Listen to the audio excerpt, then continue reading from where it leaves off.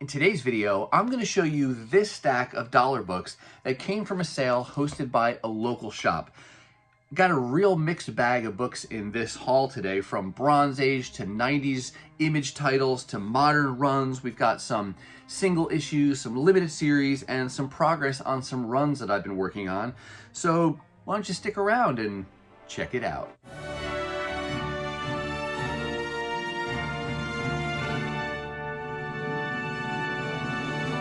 Hey everyone, and welcome to my channel.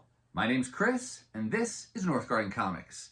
Well, before we get to the haul that I'm going to show you today, I want to say that I just came home from the most recent show hosted by the Minnesota Comic Exchange. It's a Facebook group here in the Twin Cities, and had such a great time. I was able to see familiar faces, got to meet some new folks as well, and came home with a great haul of books that I am definitely looking forward to showing you in a future video. The one thing I will show off is not a book, it's this t-shirt. Thank you to Kent and Kevin, the owners of Most Wanted Comics, a comic show vendor, and now the owners of a brick and mortar comic shop here in the Twin Cities.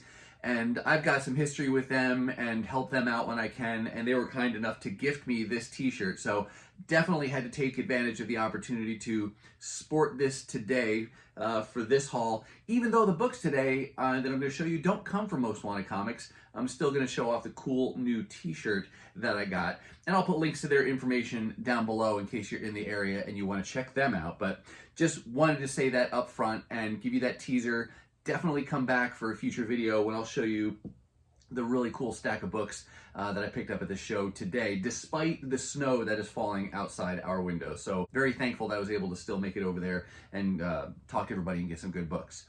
Today, though, the books I'm going to show you come from a local store, not nearly as close as the show was today. The name of the store is Clairemont Comics. They're located in Eau Claire, Wisconsin, and they held a sale a little while back where essentially all of their bulk back issues, books priced really $10 or less, were on sale for just $1 a piece. And a few weeks ago, I posted the first video from that sale, and that video really focused on just two different titles that I made some really good progress on because they're runs that I'm trying to build out for those titles. And I'll put a link up here to that video in case you want to go check that out. But the books I'm going to show you today came from that same sale, but these are much more of a mixed bag variety of books from, like I mentioned in the intro, Bronze Age, Modern Age. We got 90s books, we got some Image stuff, some Marvel stuff. Don't know if there's any DC in here or not, but I got some cross-gen. So those are the books that I'm going to show you today. Because they were $1 a piece, you can ignore all of the price tags that you see on the bags. They go anywhere from $3.25 up to, I think this may be one of the priciest ones. I think it says $6.25 on there. But again, just $1 a piece. So thank you to Clairemont Comics for hosting this sale. It was a great opportunity for me to be able to build out some of the items on my wish list. And I will also put a link to their information down below in case Eau Claire, Wisconsin is within shooting distance for you and you want to check them out. So let's go ahead and get to these books. First up here is this issue of Captain America. This was during the period when the title was Captain America and the Falcon. And as you can see, this is issue 183. I'm not working on this entire run. There's just some individual issues that I'd like to find when I can get them for cheap. Others that just jump out at me in the moment because I like the cover or the creative team, and this was one such book. I like the cover on this. It does happen to be a minor key. I'm going to forget his name now. I think his first name is Roscoe, but I can't remember his last name. But he was one of the other guys who was, you know, kind of running around as Captain America for a while. And this is the period where Steve Rogers was a different character going by the name of Nomad.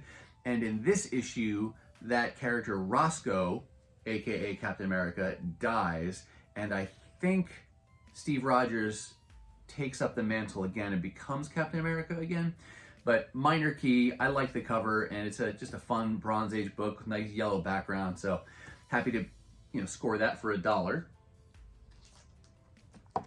Here we go over to a much newer book. This is X-Men Onslaught, what's it called? The Road to Onslaught. So technically this is not a traditional comic book with a full story in it. This is really a one-shot that gives you a synopsis in terms of how we got to, the event that is Onslaught. So probably something that they came out with right towards the beginning of the event so that people who were going to be jumping on at that point could get caught up through this one shot. The X-Men books from this era, this was right around the time where I stopped collecting, really stopped collecting comics for a while. I was just out of college and, starting life and didn't have a lot of money and wasn't getting a lot of comic books.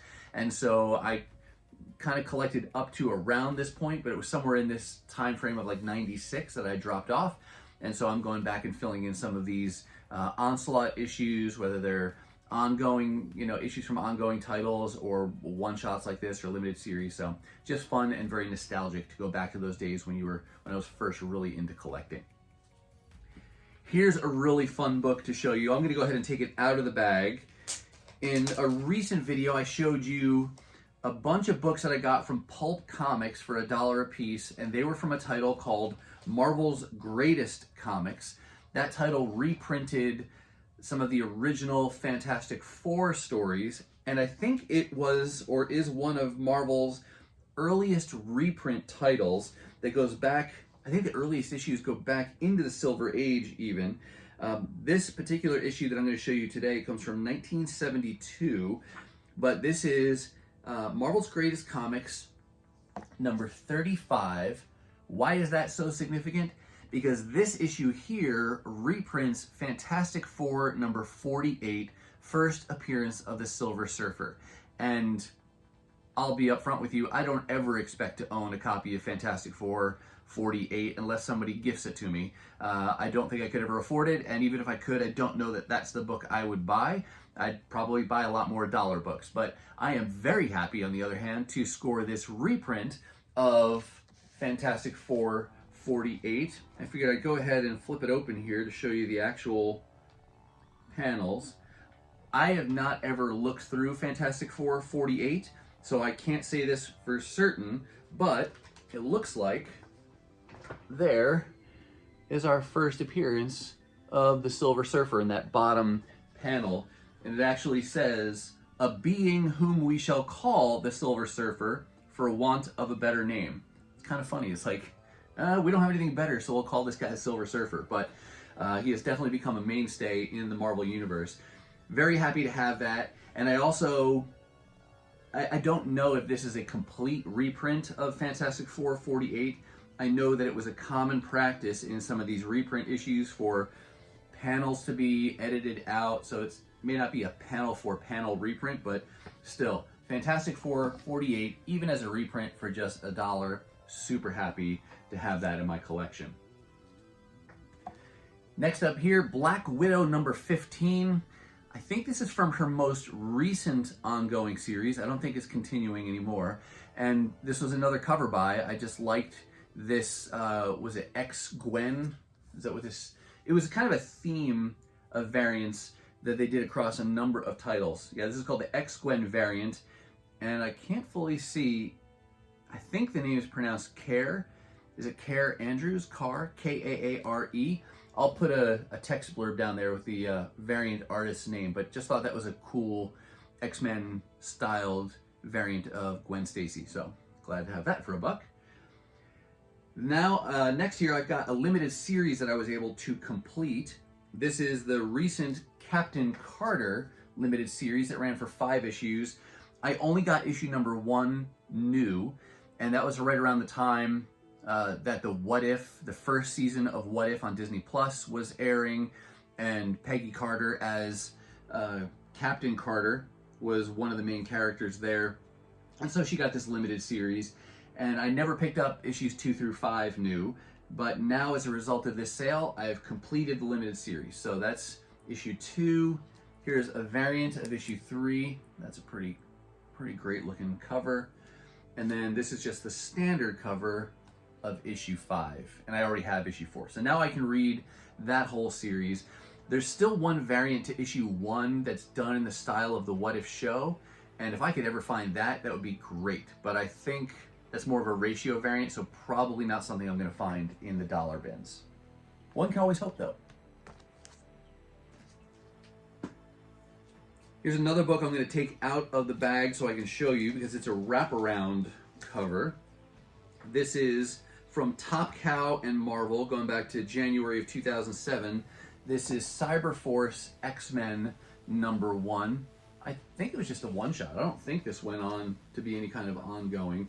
I think at most it was probably a limited series, but you've got this cool wraparound cover featuring some of your main favorite X-Men characters as well as the Cyberforce characters. And this was done by Pat Lee, written by Ron Mars.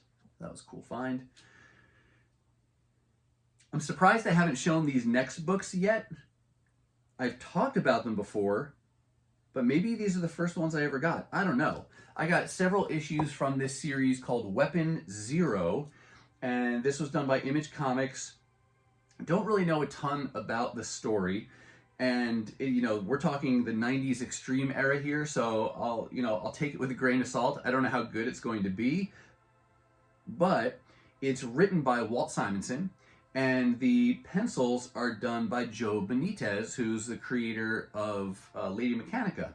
So that creative team grabbed my attention, and I'm a sucker for the 90s books and the bright colors, and we had the early days of shiny paper and all those kind of good things. So I know, judge me all you want, that's totally fine. But I like them, and thankfully they're not expensive to pick these books up. So I got that this is called T4. They did like a 4-part limited series leading up to the ongoing, but they numbered it differently. They did like a T- type of a numbering. So you had T-4, T-3, T-2,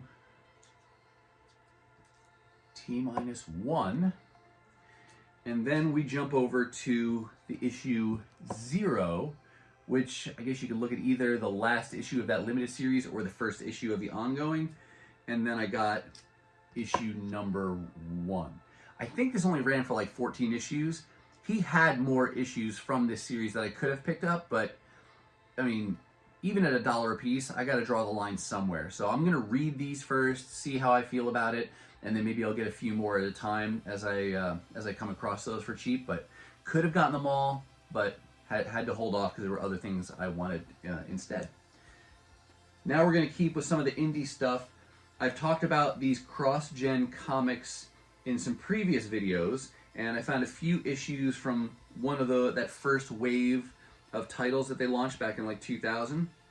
These are from not a story, but a title called Mystic, and I found issue 2, is that 2? And then issue 4, and issue 5. This is another one written by Ron Mars, and he's been doing some stuff recently with Marvel.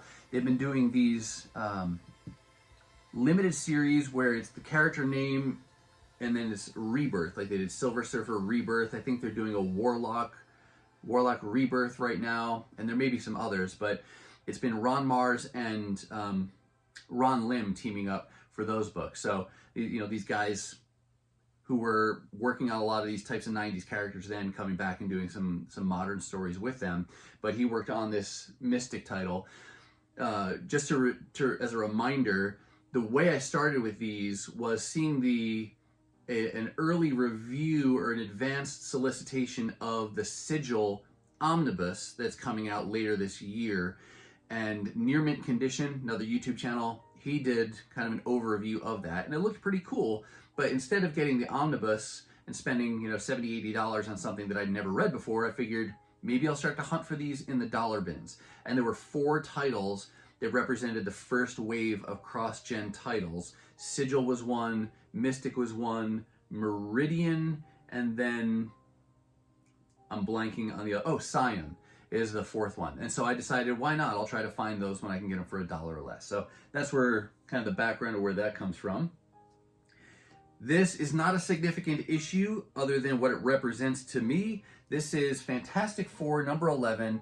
I believe this is volume 4 of Fantastic Four, and that only ran for like 16 or so issues, somewhere in there. It's less than 20. And I found a bunch of the issues for real cheap a while back, and then figured, why not? Let me go for the whole volume. I love the Fantastic Four as a premise, as a team, as a family.